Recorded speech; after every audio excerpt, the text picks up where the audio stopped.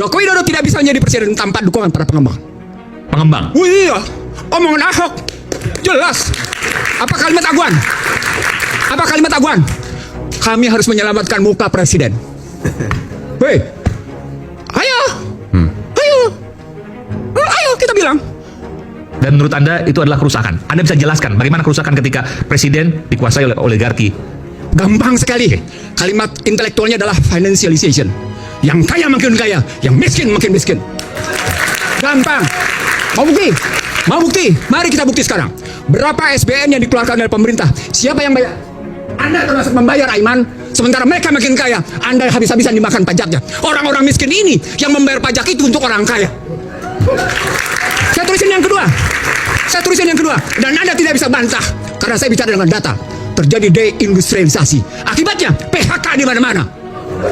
Apa kaitannya deindustrialisasi dengan kekuatan oligarki tadi yang mendukung pemerintah? Karena sistem membenarkan bahwa lebih asik main di sektor keuangan daripada berjalan dalam sistem hukum yang tidak punya kepastian.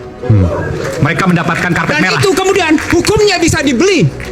Itulah wujudnya koalisi menjadi alat kekuasaan. Tuh, kayak gitu. Itulah Tadi yang disebut oleh Huniani tadi, itu bagian dari proses pembuktian itu. Ada yang ketiga, Iman. Ada yang ketiga, yang Anda tidak bisa bantah. Bahkan masyarakat Indonesia tidak bisa bantah. Apa itu? Sticky Gini ratio. Apa itu sticky Gini ratio? Susah nurunin Gini ratio. Kesenjangannya tinggi. Tinggi. Nggak bisa dibantah. Angka bicara.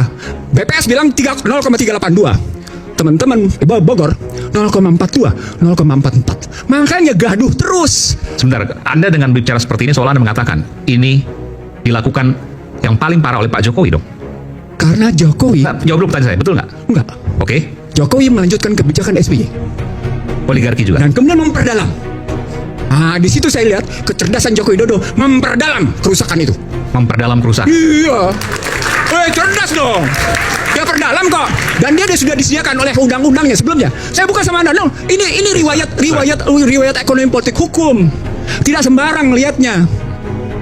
2507. Mungkin bisa Bung Ihsan, mungkin bisa memperdalam itu dalam bentuk apa memperdalamnya? Memperdalam kerusakan. Kerusakan itu, karena ini kan juga ada tendensius untuk itu. Gitu. Ya, saya setuju. Saya akan buktikan sama Anda. Oke. Saya protes di Mahkamah Konstitusi Undang-Undang 2507 karena menempatkan azas non-diskriminasi, karena memberikan hak atas tanah 90 tahun, karena menyamakan posisi repatriasi, bebas menarik keuntungan kapan saja, karena itu dihapus istilah PMDN. Oke, dampak dari sana,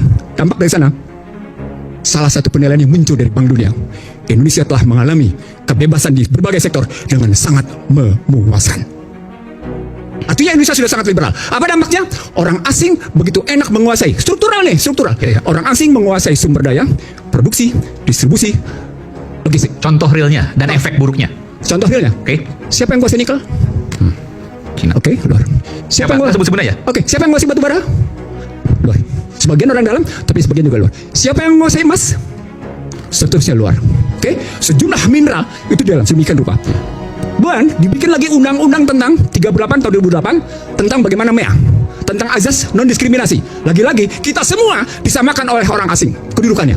Poinnya adalah bagaimana mungkin yang tidak lulus SD itu mesti perang sama orang asing. Puas? Oke, sudah. Dari sana kemudian terjadi lintas kebebasan para pekerja. Maka datanglah orang-orang asing itu. Artinya SBY menyediakan itu. Lihat undang-undangnya. Joko Widodo kemudian menerbitkan berbagai kebijakan, termasuk visa. Visanya kan bebas visa. Kebebasan visa habis-habisan. Lalu kemudian ada juga second home visa. Itu kan semua hitung-hitungan uang. Lalu bahkan memberikan yang namanya tax holiday yang demikian panjang. Habis-habisan. Panjang di situ. Maka datang semua habis-habisan di situ. Kemudian muncul kekuatan dengan menyebut bahwa kita butuh investasi asing dan karenanya kita mesti tetap berjalan. Dalam konstruksi ekonomi politik, ketika ada presiden dan timnya ngebangun seperti itu, maka dampaknya adalah negeri ini menyediakan diri untuk diinvasi. Negeri ini menyediakan diri untuk diintervensi. Negeri ini menyediakan diri untuk diinfiltrasi. Negeri ini menyediakan diri untuk yang namanya diintimidasi. Negeri ini menyediakan diri untuk diindoktrinasi. Ujungnya apa? Inflasi. Ketika inflasi terjadi, Anda takut dengan yang namanya suku bunga. Akibatnya apa? Seperti hari ini, kejadian hari ini. Nilai tukar 16.450. Data saya menunjukkan selama 40 tahun terakhir jatuhnya itu begini. Dolar. Rupiah. Iya, rupiah maksudnya terhadap dolar. Dolar habis. Sangat artinya, curam sekali. Apa artinya? Artinya ketika dia berhubungan dengan fiskal dengan utang, tak keru-keruan. Nah, di situ orang melihat bandingan antara, saya jawab Yandi, bandingan antara utang yang diciptakan di era SBY dengan utang yang diciptakan di era Joko Widodo. Dari situ orang kemudian melihat berapa sesungguhnya manfaat yang muncul atas 5 indikator. 1. Tingkat kemiskinan. 2.